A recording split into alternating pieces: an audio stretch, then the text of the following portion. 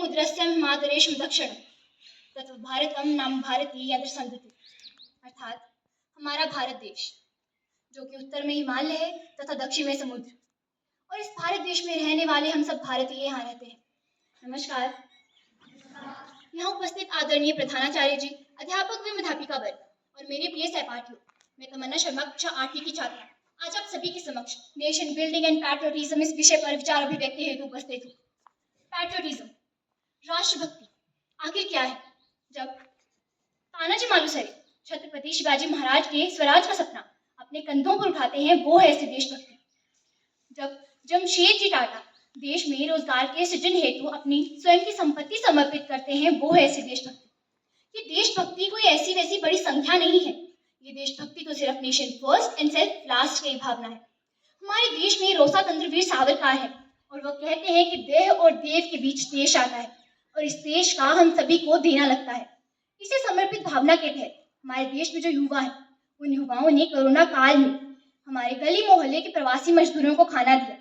हमारे भारत देश के विद्यालयों के छोटे बच्चे भी अपना सारा कचरा कूड़ेदान में फेंकते हैं स्वच्छ भारत अभियान के तहत। और हमारे भारत देश में आम प्रचारों के मतदान भी बढ़ रहे हैं। इन सभी बातों को देखते हुए हम तो ये जान ही सकते हैं कि हमारे भारत में कितनी प्रगति हो रही है। और मुझे इस बात में कोई आशंका नहीं है कि हम सब देशभक्त हैं या नहीं। हाँ, हम सब देशभक्त हैं, परंतु हमें अपने इस देश प्रेम, अपनी इस देशभक्ति को देश शक्ति में परिवर्तित करने की आवश्यकता है, क्योंकि हमारी देशभक्ति ही हमें राष्ट्र उत्थान की तरफ लेके जा सकती है। हमारे भारत के प्रधानमंत्री दामोदर दास नरेंद्र मोदी जी कहते हैं, we want nation building and a people's movement. हमें राष्ट्र उत्थान के लिए जन भागीदारी की आवश्यकता है। हमें जन भागीदारी की आवश्यकता है। हम भारत देश के युवा हैं और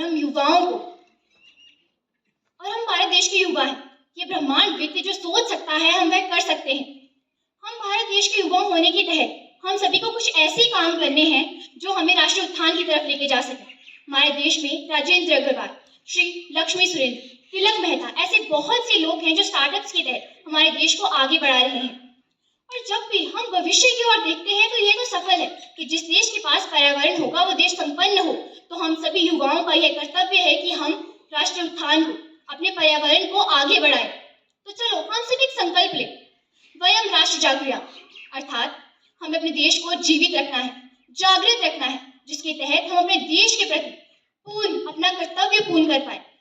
धन्यवाद। जय हिंद, जय मां भारती।